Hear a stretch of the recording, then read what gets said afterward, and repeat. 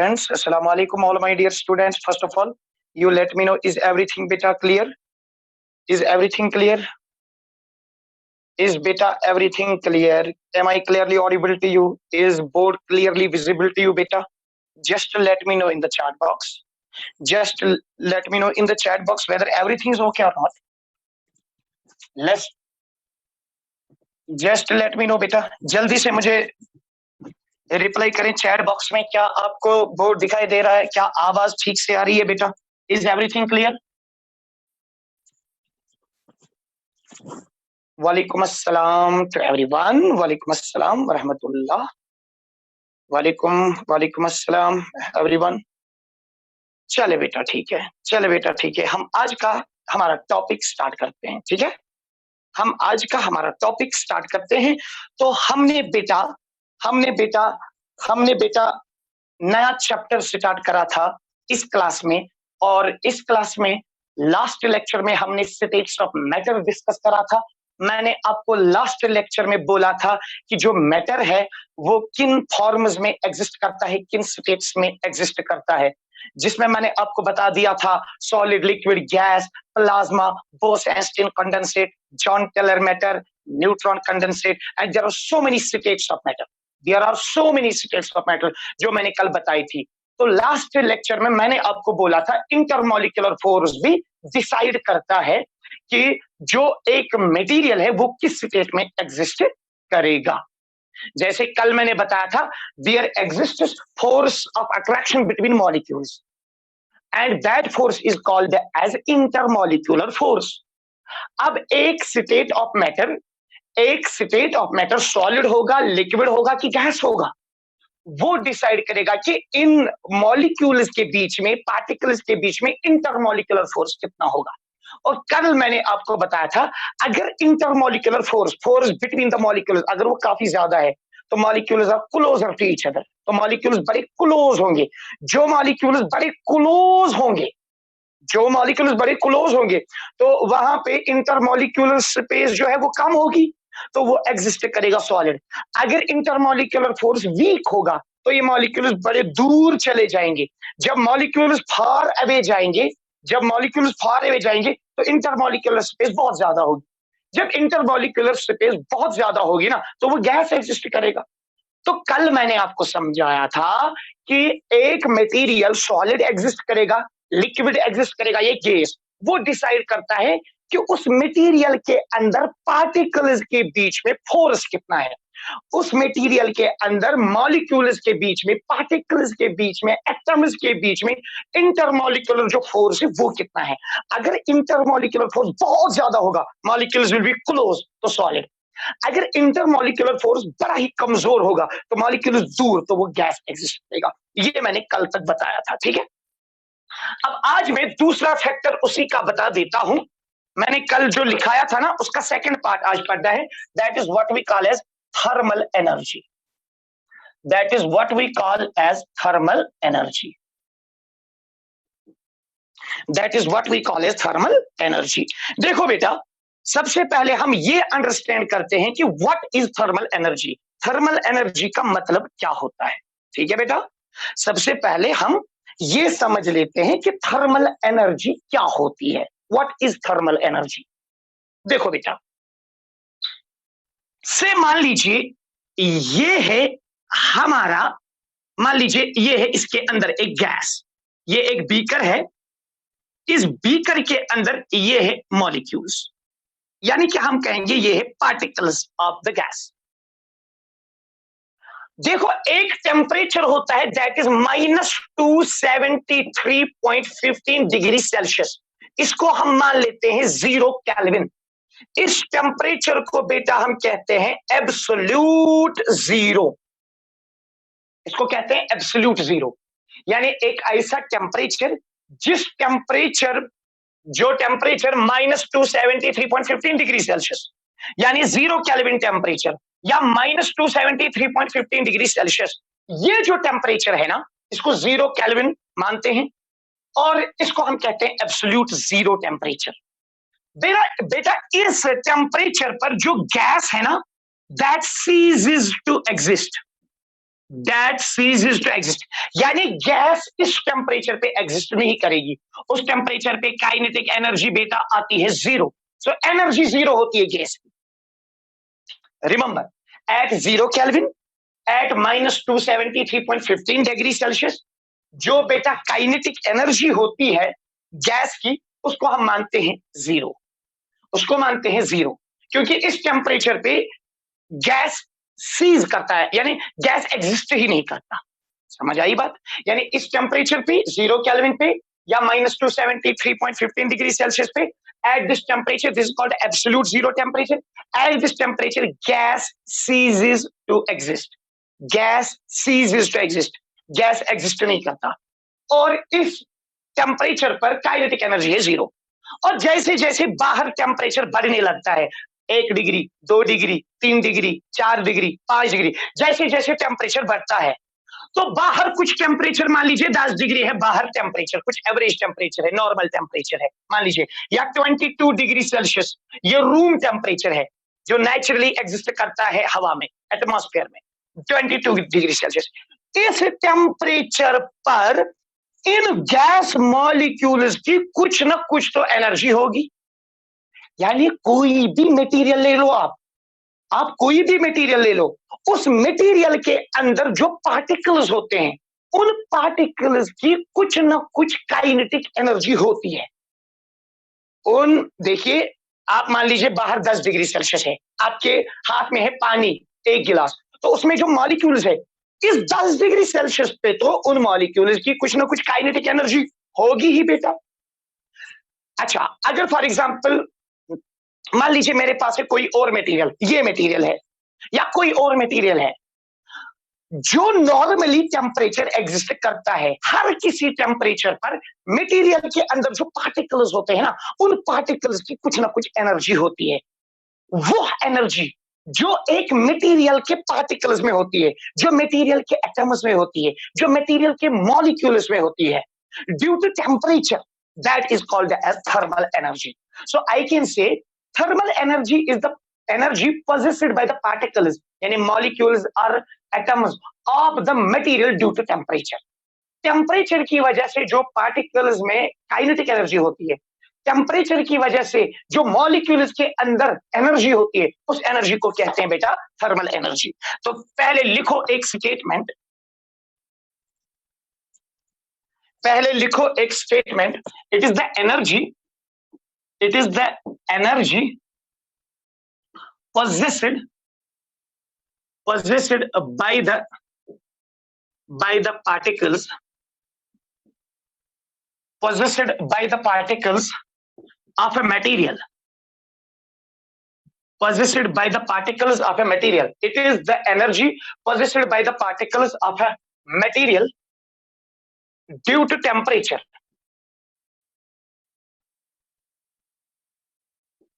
due to temperature. It is the energy possessed by the particles of a material due to temperature. ठीक है, तो हम कहेंगे कि जो एनर्जी पार्टिकल्स के पास होती है, जो एनर्जी मॉलिक्यूल्स के पास होती है, किसी भी मटेरियल के पार्टिकल्स की, जो भी कायनात में मटेरियल एग्जिस्ट होता है, चाहे वो सॉलिड, चाहे वो लिक्विड, चाहे वो गैस, किसी भी मटेरियल के अंदर जो पार्टिकल्स होते हैं, वो पार्टिकल्स एटम्स हो, वो मॉलिक्यूल्स हो, whatever the particles are, उनमें जो एनर्जी होती है ड्यू टू टेम्परेचर, उसी को हम क्या कहते हैं?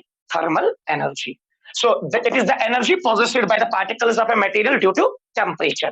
हाँ, हम ऐसा कहेंगे, higher the temperature, higher the temperature, जितना बेटा टेम्परेचर ज्यादा होगा, higher the बेटा temperature, higher the temperature, higher is molecular motion, higher is molecular motion, higher the temperature, higher is molecular motion. जितना टेम्परेचर ज्यादा होगा उतनी मॉलिक्यूलर मोशन ज्यादा है। क्यों? क्योंकि उतनी higher is thermal energy, higher is thermal energy, higher is thermal energy, उतनी ज्यादा बेटा थर्मल एनर्जी होती है, उतनी ज्यादा थर्मल एनर्जी होती है। हायर द टेम्परेचर, जितना टेम्परेचर ज्यादा होगा उतनी मॉलिक्यूलर मोशन ज्यादा है, उतना थर्मल एनर्जी बेटा एक्चुअली ज्यादा होता है। समझ आई बात बेटा? यहां तक क्लियर हो गई बात? चलो अच्छी बात है, तो आपने इसको नोट डाउन भी करा होगा।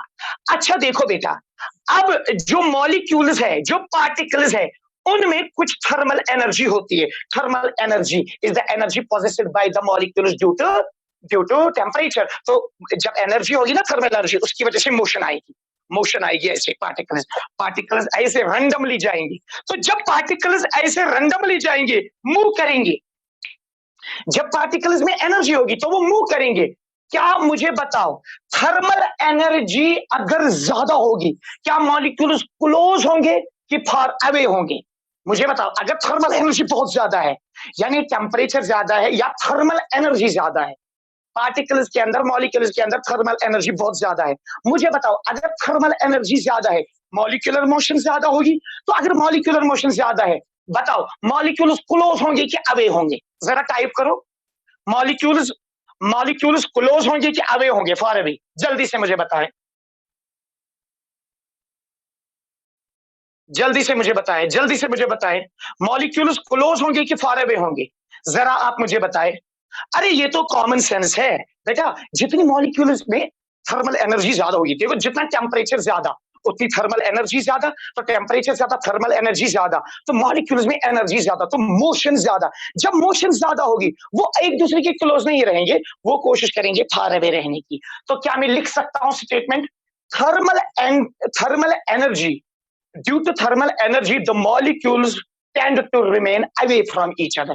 I can say thermal energy tends to keep the molecules away from each other. ठीक है, तो नीचे लिखो एक स्टेटमेंट, थर्मल एनर्जी, बेटा thermal energy tends to keep the molecules, so write down thermal energy tends to keep molecules away from each other, away from each other, away from each other। ठीक है बेटा, यानी जो thermal energy है ना, thermal energy कोशिश करती है कि मॉलिक्यूल दूर दूर रहे। एंड रिमेंबर, जितना बेटा टेम्परेचर क्या होगा, इंक्रीज, ये अप एरो का इंक्रीज, जितना टेम्परेचर इंक्रीज होगा उतनी थर्मल एनर्जी क्या होगी बेटा, उतनी थर्मल एनर्जी इंक्रीज होगी, उतनी मोशन, मॉलिक्यूलर मोशन, वो भी क्या होगी, मॉलिक्यूलर मोशन जो होगी वो होगी increase. Temperature increase, thermal energy increase, तो मॉलिक्यूलर मोशन भी इंक्रीज। और जब मॉलिक्यूलर मोशन इंक्रीज हो जाएगा तो intermolecular space, IM space, intermolecular space, यानी मॉलिक्यूल्स के बीच में जो डिस्टेंस है ना, उसको इंटरमॉलिक्यूलर स्पेस कहते हैं। जब टेम्परेचर बढ़ा तो मोशन बढ़ी, थर्मल एनर्जी बढ़ी, मॉलिक्यूल्स दूर दूर गए, तो इंटरमॉलिक्यूलर स्पेस भी क्या हो जाएगी, इंक्रीज हो जाएगी। ये देखो, ये याद रखना है आपको, इसको नोट डाउन करें जल्दी से बेटा, करें जल्दी से नोट डाउन। ये मैंने बता दिया एक्चुअली थर्मल एनर्जी का रोल क्या है, ये मैंने आपसे एक्चुअली कहा कि थर्मल एनर्जी का रोल क्या है, थर्मल एनर्जी का रोल क्या है। ठीक है, टेम्परेचर ज्यादा, थर्मल एनर्जी ज्यादा, मॉलिक्यूलर मोशन ज्यादा, और इंटरमॉलिक्यूलर स्पेस भी क्या होती है बेटा, वो भी ज्यादा होती है। समझ आई बात? चलो अब मैंने दो चीजें पढ़ाई, अपोजिंग। इंटरमॉलिक्यूलर फोर्स का काम होता है मॉलिक्यूल्स को क्लोज रखना, पार्टिकल्स को क्लोज रखना। थर्मल एनर्जी का काम होता है मॉलिक्यूल्स को दूर दूर रखना। ये दो अपोजिंग फोर्सेस है, ये दो अपोजिंग फैक्टर्स है, ये दो अपोजिंग प्रोसेसेस है। Are you getting my point? Are you getting my point? और समझ आई बात? थर्मल एनर्जी का काम होता है मॉलिक्यूल्स को दूर दूर रखना, इंटरमॉलिक्यूलर फोर्स का काम होता है मॉलिक्यूल्स को क्लोज रखना। अब इन दो बेसिस पे सॉलिड, लिक्विड और गैस को पहचानते हैं। देखो, अब देखो बेटा, अब देखो यहां पे, अब इन दो बेसिस पे मैं नीचे बनाता हूं। मान लीजिए दिस इज वन बॉक्स, ये है मिडल बॉक्स, मान लीजिए ये है एक और। बेटा ये रिप्रेजेंट करता है सॉलिड, मान लीजिए दिस इज सॉलिड। मान लीजिए बेटा दिस वन इज गैस, आप भी ऐसे ही बनाएंगे, and this one is liquid. देखो बेटा, ये कॉमन सेंस है, ये है सॉलिड। सॉलिड में पार्टिकल्स क्लोज होते हैं। जो सॉलिड होता है, सॉलिड में पार्टिकल्स क्लोज होते हैं, और मैंने कल बताया, तो इंटरमॉलिक्यूलर फोर्स बहुत ही स्ट्रांग होगा। तो हम कहेंगे सॉलिड जो है, यहां intermolecular force that is very high होगा। बेटा जरा मुझे बताओ, इंटरमॉलिक्यूलर फोर्स होगा ना सॉलिड में हाई। बेटा ये सॉलिड अत मज पार्टिकल्स तम वारिया क्लोज तम दरमियान फोर्स ज्यादा। सो सॉलिडस मज इंटरमॉलिक्यूलर फोर्स वारिया हाई। तब मे वो थर्मल एनर्जी क्या सॉलिडस मज पार्टिकलन हज मोशन वन थर्मल एनर्जी क्या कम होगी कि ज्यादा होगी? थर्मल एनर्जी लो होगी कि हाई होगी? अरे everybody will type, everybody will type, everybody will type. बहुत अच्छा मेरी जान। ये तो सॉलिड में अगर इंटरमॉलिक्यूलर फोर्सेस स्ट्रांग होंगे तो थर्मल एनर्जी कम होगी। तो यहां पे जो थर्मल एनर्जी होगी that is low, that is low, क्योंकि इंटरमॉलिक्यूलर फोर्स की कोशिश करता है मॉलिक्यूल्स को क्लोज रखने की, और जो थर्मल एनर्जी है वो तो कोई फार अवे रखने की। तो अगर यहां सॉलिड में पार्टिकल टाइट है मतलब थर्मल एनर्जी कम है। ये बड़ा बेसिक हम समझ रहे हैं। इसके बाद 2-3 दिन के बाद सिर्फ इक्वेशंस ही इक्वेशंस आएंगी, ठीक है। अच्छा फिर गैस, ये देखो गैस है। गैस में देखिए intermolecular force that will be very very low, यानी वो नेग्लेजिबल होता है, वो होता है नेग्लेजिबल, यानी there is no regular force in gases. ये याद रखना, there is no regular force in gases. Gases में इंटरमॉलिक्यूलर फोर्स लो। जरा मुझे बताइए थर्मल एनर्जी क्या होगी? अरे गैस मॉलिक्यूल्स के बीच में तो फोर्स है ही नहीं, गैस मॉलिक्यूल्स बड़े दूर है, तो यहाँ पे मॉलिक्यूल्स की मॉलिक्यूलर मोशन बहुत ज्यादा है, तो थर्मल एनर्जी क्या होगी? थर्मल एनर्जी क्या होगी? Thermal energy is very high, thermal energy is very high. वो हम ऐसा कह सकते हैं सॉलिड टू लिक्विड अगर हम जाएंगे, पार्टिकल्स के बीच में इंटरमॉलिक्यूलर फोर्स डिक्रीज होता है, थर्मल एनर्जी इंक्रीज होती है। ये तो कॉमन सेंस है। सॉलिड मज intermolecular force low, solid to gas go intermolecular force क्या गसान, इंटरमॉलिक्यूलर फोर्सेस डिक्रीज, सॉलिड मज इंटरमॉलिक्यूलर फोर्सेस हाई। समझ आई बात? Why know that in liquid, अगर इस लिक्विड मज वो तत मॉलिक्यूल्स नजदीक। अगर हम लिक्विड की बात करेंगे, गैस में तो मॉलिक्यूल्स बड़े दूर दूर है, काफी दूर दूर, उनके बीच में तो कोई फोर्स है ही नहीं। लेकिन लिक्विड में मॉलिक्यूल्स एटलीस्ट तो आपस में क्लोज्ड है ना, आपस में क्लोज है ना। तो यहाँ पे लिक्विड में intermolecular force is greater than gas but less than solid. यानी लिक्विड के अंदर जो इंटरमॉलिक्यूलर फोर्स होता है, मॉलिक्यूल्स के बीच में फोर्स, वो गैस से ज्यादा होता है लेकिन सॉलिड से कम। और थर्मल एनर्जी की अगर हम बात करें, थर्मल एनर्जी तो सॉलिड की बहुत कम है लेकिन लिक्विड की सॉलिड से ज्यादा है। Thermal energy is greater than solid, but gas की थर्मल एनर्जी काफी ज्यादा है, लिक्विड की कम है। तो thermal energy is greater than solid but less than gas. अब आपको समझ में आया? अगर आपसे पूछा जाएगा जरा बेटा बताओ कि गैस जो है वो किस कंडीशन पे एग्जिस्ट करेगा, आप कहेंगे सर इंटरमॉलिक्यूलर फोर्स जो है वो काफी लो होना चाहिए और थर्मल एनर्जी जो है वो है काफी हाई। तो थर्मल एनर्जी हाई होने के लिए, थर्मल एनर्जी हाई होने के लिए टेम्परेचर का हाई होना जरूरी है। बात समझ में आई? और मॉलिक्यूल्स का दूर दूर होने के लिए प्रेशर कम होना चाहिए। तो याद रखना हाई टेम्परेचर, हाई टेम्परेचर और लो प्रेशर, हाई टेम्परेचर और लो प्रेशर पे कौन सी स्टेट एग्जिस्ट हो जाएगी? गैस। याद रखना कि क्या है गोबर, अगर टेम्परेचर से वारिया हाई गिर मॉलिक्यूल थर्मल एनर्जी ज्यादा, सो क्राइटेरिया कमन गैस गैस ही खतर ये ना थर्मल एनर्जी वारिया ज्यादा गो। अगर इस हाई टेम्परेचर था थर्मल एनर्जी ज्यादा, अगर प्रेशराइज लो, अगर प्रेशराइज ज्यादा मॉलिक्यूल्स हम क्लोज, अगर प्रेशराइज लो मॉलिक्यूल गसन गो। तो इस वनो यिन कि गैस कहां गैस एग्जिस्ट गोबर, gas gas exist high temperature पे लो प्रेशर पे। जरा मुझे बताओ यहां तक क्लियर हो गया सारा? जरा मुझे बताओ यहां तक क्लियर हो गया सारा? जरा मुझे रिप्लाई करें बेटा, जरा मुझे रिप्लाई करें जल्दी से बेटा, जरा मुझे रिप्लाई करें। क्या यहां तक सारा क्लियर हो गया और आपने लिखा, ये नोट डाउन सारा करा जल्दी से? ओ, all is clear, all is clear. चले बेटा, अच्छी बात है, वेरी गुड, एक्सलेंट। चलो बेटा ठीक है, आपने इसको नोट डाउन किया, आई होप सो। आपने नोट डाउन किया, आई होप सो। बेटा मैं आपको एक चीज बताऊं, एक क्लास कभी मिस मत करना, क्योंकि वंस जिन्होंने कल क्लास नहीं दी होगी उनको दिक्कत हो जाएगी, जो आज नहीं देंगे उनको कल। ये सबसे इंपॉर्टेंट चैप्टर है, और जब आप चैप्टर को कंटिन्यूअसली रेगुलरली क्लास लेंगे ना, तो ऑटोमेटिकली आप उसके मास्टर बन सकते हैं। ऑटोमेटिकली आपको वो समझ भी आ जाएगा, आपको वो चैप्टर आएगा भी, याद भी रहेगा। अगर आपने एक दिन क्लास दी, दूसरे दिन नहीं दी, तो बेटा इसका कुछ नहीं हो सकता है। उससे बेहतर है कि क्लास ही मत दो, या दो अच्छे से दो, अच्छे से पढ़ो, ठीक है। तो ये मैंने बता दिया सॉलिड, लिक्विड एंड गैस। अब देखो यहां पे मैं एक इंपॉर्टेंट चीज बता देता हूं, इनको मैं मॉलिक्यूलर लेवल पे डिस्कस करता हूं। देखो बेटा, अगर मैं सबसे पहले यहां पे सॉलिड्स की बात करूं, सॉलिड को डिफाइन करते हैं।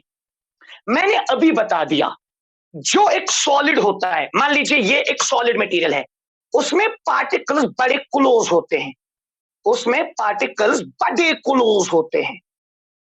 तो क्या मैं कह सकता हूं सॉलिड स्टेट ऑफ मैटर एक ऐसी स्टेट है जिसके अंदर पार्टिकल्स जो है, पार्टिकल्स के बीच में स्ट्रॉन्ग इंटरमॉलिक्यूलर फोर्स है, और पार्टिकल्स की थर्मल एनर्जी और मोशन जो है वो बहुत कम है। तो हम कहेंगे पहला पॉइंट सॉलिड में, it is that state of matter, it is the state of matter. ये बेसिक चल रहा है, हाँ। It is the state of, it is a state of matter in which there exists, strong intermolecular force and very low thermal energy of molecules। ठीक है, ये एक ऐसी solid state, it is the state of matter in which there exists strong intermolecular force and very low thermal energy of molecules. यानी particles के, molecules के बीच में स्ट्रॉन्ग इंटरमॉलिक्यूलर फोर्स होगा और बेटा थर्मल एनर्जी लो होगी। पहला पॉइंट सॉलिड के बारे में। दूसरा पॉइंट, अब आपको पता है जो सॉलिड होता है, सॉलिड के अंदर पार्टिकल्स बड़ी ही क्लोज है। तो अगर मैं बताऊं मॉलिक्यूल्स के बीच में जो गैप होगी वो कम होगी कि ज्यादा? बताओ, इंटरमॉलिक्यूलर स्पेस सॉलिड में क्या होगी?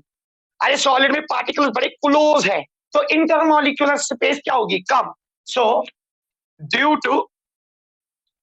To strong intermolecular force there is very low, या there is very less intermolecular space,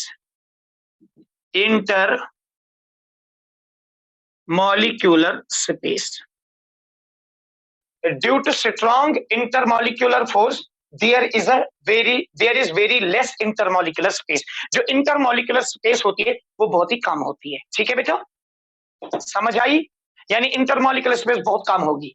अच्छा मुझे बताओ, अब देखो बेटा, अब गौर कीजिए, मैंने सॉलिड लिखाया, मुझे बताओ दो चीजें एग्जिस्ट करती है एक मटेरियल की, दो properties.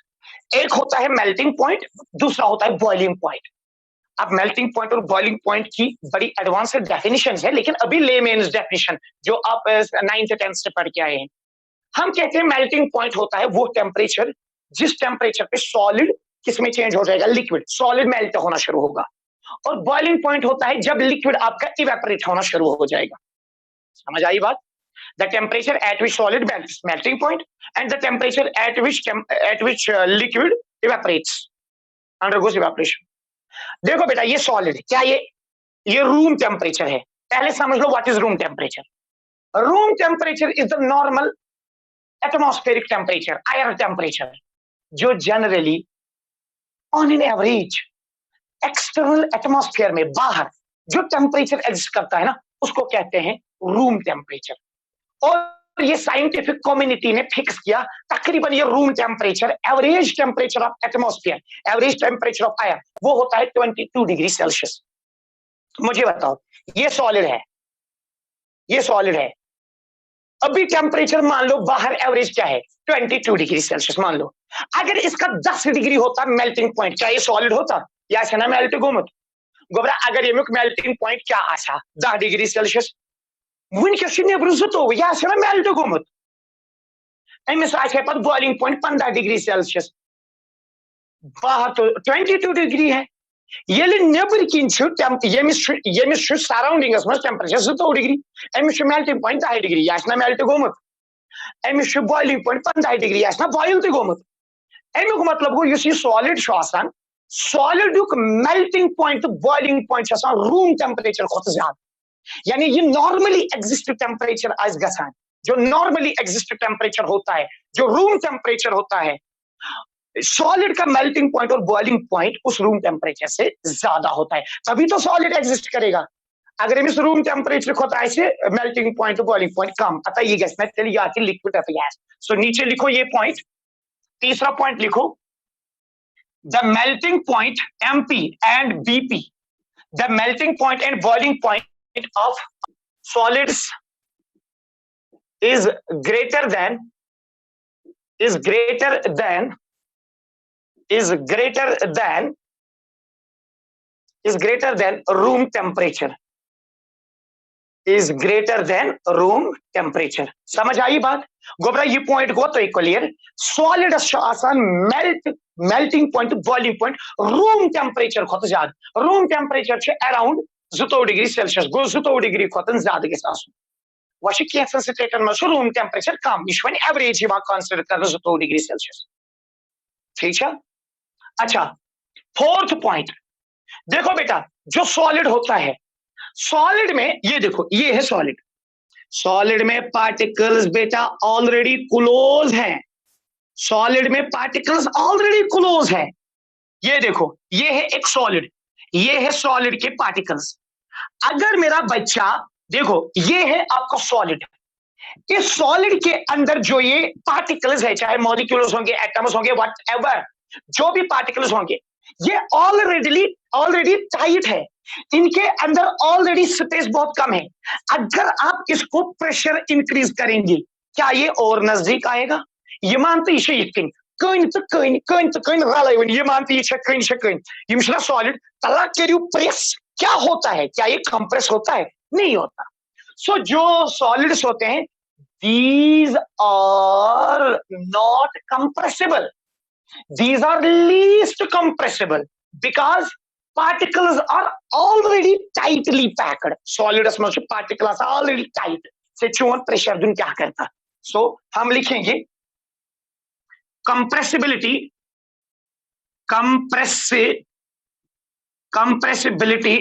of solids is very low, is very low, या is negligible, is negligible, ठीक है। compressibility of solids is negligible because in solids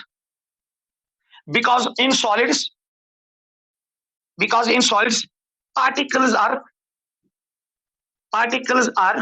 already close to each other, already closely packed लिखेंगे हम, already closely packed, ठीक है बच्चा। यानी जो सॉलिड होता है उसमें जो पार्टिकल्स होते हैं वो ऑलरेडी क्लोज होते हैं, तो वो लीस्ट कंप्रेसिबल होते हैं। समझ आई बात बेटा? क्लियर हो गई बात? चलो ठीक है।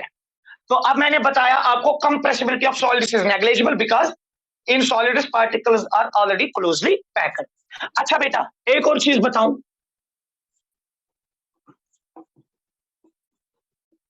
देखो बेटा, अब आपने सीखा कि सॉलिड में फोर्स ज्यादा होता है, ओके डन।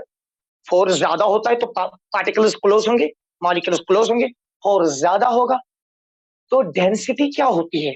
मास पर यूनिट वॉल्यूम। जरा बताओ, सॉलिड्स में अगर पार्टिकल्स क्लोज है तो पर यूनिट वॉल्यूम मास ज्यादा आएगा। तो सॉलिड्स की क्या होगी? Due to high close packing, due to close packing, इसमें क्या होगी? नीचे लिखो एक पॉइंट, हाई डेंसिटी होगी। इतना ही नहीं, डेंसिटी के साथ साथ हाई मेल्टिंग पॉइंट भी होगा, हाई मेल्टिंग पॉइंट भी होगा और हाई बॉइलिंग पॉइंट भी होगा, हाई बॉइलिंग पॉइंट भी होगा। समझ आई बात? अनिश्चित सॉलिड अतः मॉलिक्यूलन दरमियान, पार्टिकलन दरमियान इंटरमॉलिक्यूलर फोर्स वारिया ज्यादा। ये ब्रेक करने खतर, ये मेल्ट करने खतर एनर्जी ज्यादा दी, गो टेम्परेचर गस हायर। तो यह बनान high density, high melting point, boiling point. अच्छा, next point, point number 6, 7 whatever it is. देखो बेटा, एक प्रोसेस होती है that's called as diffusion. Diffusion का मतलब क्या होता है? से फॉर एग्जांपल, ये है एक बोतल, इस बोतल के अंदर है, मान लीजिए इस बोतल के अंदर है गैस। तो अगर मैं यहां इसको ऐसे प्रेस करूं तो ये गैस जब यहां से निकलेगी, बस 1 सेकंड की बात है, कोने कोने में जाओ, वहां आपको इसकी खुशबू मिलेगी।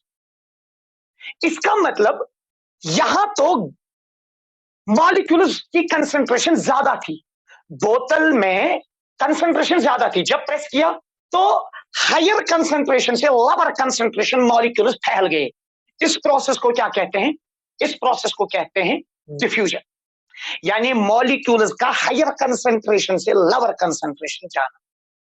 इसी को बेटा क्या कहते हैं? इसको बेटा कहते हैं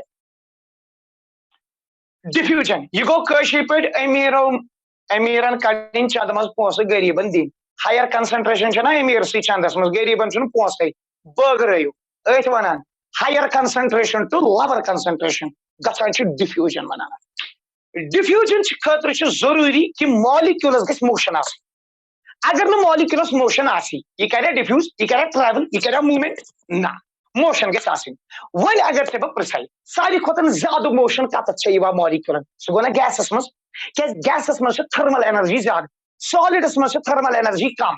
सो सॉलिडन वन तो में रेट ऑफ डिफ्यूजन, यानी अत मज पार्टिकल डिफ्यूज गसनिच रफ्तार, तला मे वनु सॉलिडन मज आसा डिफ्यूजन रेट कम कि ज्यादा, हाई होगा कि लो होगा सॉलिड में? जरा मुझे रिप्लाई करें, जरा बेटा मुझे रिप्लाई करें, सॉलिड्स का रेट ऑफ डिफ्यूजन, फैलने की रफ्तार क्या होगी, लो कि हाई? सारे तो बता दो ना गंदे बच्चे, सारे तो बता दो। ये तो कॉमन सेंस की बात है, तुम तो कॉमन सेंस यूज ही नहीं करता। ये तो कॉमन सेंस है कि डिफ्यूज होने के लिए मॉलिक्यूल के पास होनी चाहिए मोशन, मोशन के लिए मॉलिक्यूल के पास होनी चाहिए एनर्जी, है कि नहीं? और आपको पता है सॉलिड में थर्मल एनर्जी बहुत कम होती है, सो इसका होता है सबसे least diffusion rate. So due to least thermal energy and molecular motion, इस वन टी सॉलिड में से थर्मल एनर्जी तो मॉलिक्यूलर मोशन जो होती है, due to least thermal energy and molecular motion,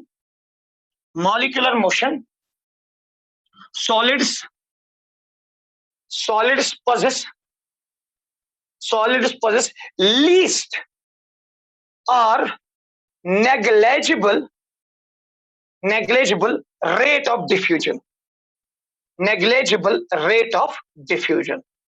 अब आपको समझ आई ना बात? तो ये मैंने डिफ्यूजन के बारे में बताया। तो सॉलिड्स का डिफ्यूजन होता ही नहीं है, क्योंकि सॉलिड के पार्टिकल्स के बीच में बहुत ही स्ट्रॉन्ग इंटरमॉलिक्यूलर फोर्स होता है। तो फोर्स जब स्ट्रॉन्ग होगा तो मॉलिक्यूल एक दूसरे के साथ बाउंड होंगे, तो उनको थर्मल एनर्जी कम है, तो चलने के लिए तो एनर्जी चाहिए, वो नहीं होती है। और समझ आई बात बेटा? ये था हमारा इंटरमॉलिक्यूलर फोर्स, थर्मल एनर्जी, उनके बीच में रिलेशन, और मैंने अब सॉलिड स्टेट जो है वो एक्सप्लेन किया on the basis of intermolecular force and thermal energy. अब इसी तरह से गैसियस स्टेट भी करूंगा, लेकिन मैं बता देता हूं टाइम क्या है। चलो गैस हो जाएगा, जल्दी से करते हैं। अब हो जाएगा गैस। बताओ गैस क्या होता है? देखो गौर कीजिएगा, गैसियस स्टेट जो गैस होता है, नंबर 1, अरे गैस जो होता है उसमें मॉलिक्यूल्स बड़े दूर दूर होते हैं, जैसे अभी हवा है, यहाँ गैस मॉलिक्यूल्स है। क्या ये ऐसे वाटर की तरह ड्रॉप्स बनाते हैं ऐसे चिपक के? नहीं, क्योंकि मॉलिक्यूल्स के बीच में फोर्स तो है ही नहीं, अफेक्शन ही नहीं है, एक दूसरे के लिए अफेक्शन ही नहीं है मॉलिक्यूल्स में। तो दैट मीन्स उनके बीच में कोई फोर्स है ही नहीं। तो जब फोर्स ही नहीं है तो वो दूर दूर रहेंगे, डिस्पर्सल रहेंगे, क्योंकि थर्मल एनर्जी बहुत ज्यादा है, मोशन ज्यादा है। तो इसमें आप देखेंगे गैस गैस गैस जो होता है, it is the state of matter, it is the state of matter in which there exists in which there exists in which there exists no or least intermolecular force and molecules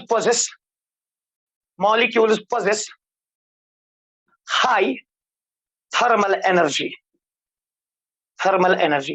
यानी जो gaseous state होगा, gaseous state में molecules के बीच में force तो होगा ही नहीं, no regular force between the molecules, लेकिन थर्मल एनर्जी काफी ज्यादा है। अच्छा, दूसरा पॉइंट, अब आप बताओ मॉलिक्यूल्स में फोर्स ही नहीं है तो मॉलिक्यूल दूर दूर रहेंगे, तो मॉलिक्यूल्स के बीच में स्पेस होगी। से ये एक गैस मॉलिक्यूल, यहाँ एक गैस, यहाँ एक गैस, यहाँ एक गैस, फोर्स तो बिल्कुल कम है, लेकिन यहाँ तो काफी ज्यादा स्पेस है। So due to no intermolecular force there is very large intermolecular space. तो इंटरमॉलिक्यूलर स्पेस काफी ज्यादा होती है। अच्छा, नंबर 3, बेटा मान लीजिए ऑक्सीजन अभी गैस है, गैसियस फॉर्म में है, कार्बन डाइऑक्साइड अभी गैसियस फॉर्म में है, नाइट्रोजन अभी गैसियस फॉर्म में है। तो ये गैस फॉर्म में इसलिए है, आप इमेजिन करो पहले क्या होता है सॉलिड, फिर क्या होता है लिक्विड, फिर क्या होता है गैस। क्या ऑक्सीजन, क्या कार्बन डाइऑक्साइड सॉलिड नहीं हो सकता? यस, लेकिन बहुत लो टेम्परेचर पे। तो कार्बन डाइऑक्साइड पहले सॉलिड था, टेम्परेचर इंक्रीज हो गया, फिर लिक्विड हो गया, टेम्परेचर इंक्रीज हो गया, अब गैस। मतलब अगर हम रूम टेम्परेचर की बात करेंगे, रूम टेम्परेचर पे कार्बन डाइऑक्साइड गैसियस स्टेट में है। इसका मतलब जो गैसेस होते हैं उनका मेल्टिंग पॉइंट और बॉइलिंग पॉइंट रूम टेम्परेचर से कम होता है।